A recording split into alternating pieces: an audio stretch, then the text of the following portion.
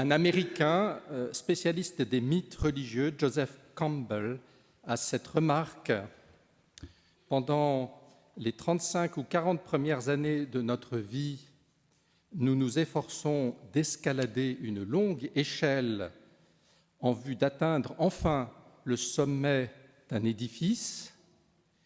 Puis, une fois parvenus sur le toit, nous nous apercevons que nous nous sommes trompés d'édifice. Jésus, oui, nous invite à escalader, mais aussi à ne nous tromper ni d'édifice, ni d'échelle. Et il nourrit pour nous deux objectifs: nous épargner ce déboire, cette cruelle illusion qui se mue en désillusion, celle de se tromper de bonheur. Et il veut surtout nous introduire dans le royaume par une pédagogie particulière, la pédagogie du manque, le manque dont le désir est la marque.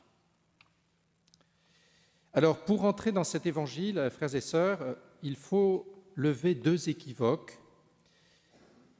Il faut dégager le terrain, en quelque sorte. D'abord, le piège du parallélisme, très fort ici. « Heureux, vous les pauvres, quel malheur pour vous les riches ». Et ici, le piège est d'entendre une malédiction. Mais ce n'est pas une malédiction, non, c'est une lamentation.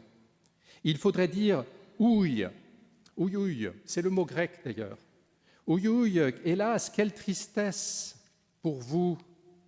Oui, il y a bien 4 béatitudes et 4 lamentations, mais le parallélisme est trompeur. Il n'y a pas une droite, pour vous, la droite, ici, et une gauche, sans retour et sans recours, comme dans la parabole du jugement, les brebis à droite, les boucs à gauche.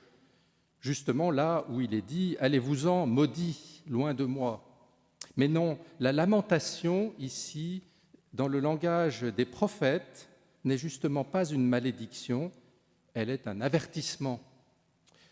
Oui, même parfois quasiment une menace, mais qui invite à changer, à bouger, qui déloge et invite à la conversion, alors que la malédiction, quand elle est prononcée, est définitive. La lamentation, loin d'être une condamnation, avertit et en même temps aussi explicite ce qu'il y a de si positif dans la bénédiction qui précède. Alors oui, vous avez votre consolation, dit Jésus, vous les riches, votre consolation, celle que vous vous êtes octroyée par votre entreprise, par votre savoir-faire, par votre propre richesse, à votre taille et selon votre mesure, qui, hélas, ouïouïouï, dit Jésus ce soir, vous empêche d'accéder au don authentique de Dieu, à la grâce, ce mot si beau qui dit à la fois don et gratuité. La bénédiction, heureux, vous, elle engage réellement vers quelque chose de positif, mais la lamentation aussi, elle engage, quoique indirectement, vers du positif. Alors, il y a, pour aller plus loin, une deuxième équivoque à lever. Ce ne sont pas les pauvres comme tels qui sont heureux. Jésus ne canonise pas la pauvreté, le dénuement, la misère, pas plus que Jésus ne démonise, si vous me passez ce néologisme, les riches comme tels, ni ne les voue aux gémonies. Le levier pour comprendre sa pédagogie tient dans ce tout petit mot répété à chaque fois, « car ». Heureux vous les pauvres, car le royaume de Dieu est à vous. Oui, il y a bien quelque chose dans la richesse qui bloque, et il y a bien quelque chose dans la pauvreté qui est bon. Mais le propos n'est pas sur la condition de riche ou de pauvre, du genre Robespierre ou Marx d'un côté, Nietzsche ou le libéralisme de l'autre. La pauvreté n'est pas une qualité ni une vertu, ni la richesse un défaut ou un vice. Tout tient en fait dans ce petit mot « car » qui introduit la véritable condition que je vais reformuler de cette manière. Si en étant pauvre, vous vous ouvrez au royaume, alors heureux êtes-vous. Et même, oui, effectivement, il y a dans la pauvreté et dans l'esprit de pauvreté un tremplin pour entrer dans le royaume, pour goûter la consolation, la joie et même, dit Jésus aujourd'hui, tressaillir de joie, ce qui ne dépend pas de nous. On peut se motiver pour être dans la joie, ça dépend de ma bonne volonté, mais alors tressaillir de joie, c'est beaucoup plus difficile, c'est comme un don qui arrive, qui m'est donné, c'est une grâce de tressaillir de joie. Et de l'autre côté, qu'est-ce que j'apprends lorsque je suis averti que toute richesse risque de me faire rater justement le manque sans lequel il n'y a pas d'accueil de la grâce. C'est-à-dire, plus concrètement, manque sans lequel il n'y a pas de rencontre avec le Seigneur. Dans ce mot « car » se cache le levier qui fait passer du manque à la grâce. Voilà la pédagogie, voilà le chemin spirituel de ce soir. Pauvreté et richesse passent au milieu du cœur, au milieu de mon cœur. Ce n'est pas une division entre les personnes, entre les gens, mais une division à l'intérieur de moi-même.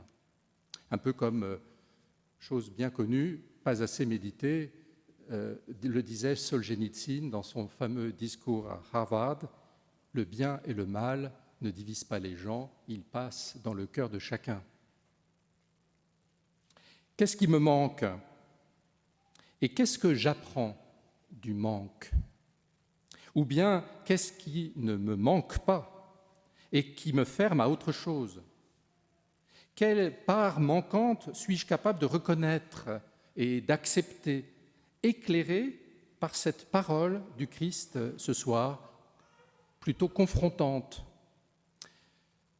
Donc, manquer en soi, nous sommes bien d'accord, n'est pas un bien, mais si je reconnais les parts de manque en moi et si je les éclaire de cette lumière nouvelle que le Christ apporte, lui-même, en fait, est cette lumière sur le manque en moi. Si, étant riche de conditions, je reconnais cependant ma faim, mon désir, alors je peux entrer dans la grâce. Mais si, riche et repu, je ne vois de ce fait pas mon manque, alors je me ferme à la grâce. Autrement dit, Jésus, ce soir, valorise ici une condition qui ouvre et condamne une condition qui ferme, ou plutôt se lamente sur la condition qui ferme. Alors ce matin, en reméditant cet évangile et à l'heure de la messe, je me suis dit, tiens, qu'en est-il de l'Eucharistie? Et je me demande si, j'espère, pour moi et pour vous, que l'Eucharistie de ce soir va aiguiser ma faim et ma soif. Je me demande même soudain si la réticence que nous pouvons éprouver pour venir à la messe, bien plus profondément que la flemme, la fatigue, les soucis, les distractions et autres raisons plutôt superficielles, si cette réticence ne viendrait pas de ce que l'Eucharistie me fait sentir le manque. Ça me titille, ça vient me chercher. Ce pain vivant et nourrissant, mais qui se donne dans l'absence de sensibilité, dans la pauvreté de la foi, l'hostie si ténue, si fragile, qui me renvoie à ma condition de pauvre et me fait sentir, mais c'est heureux, le manque.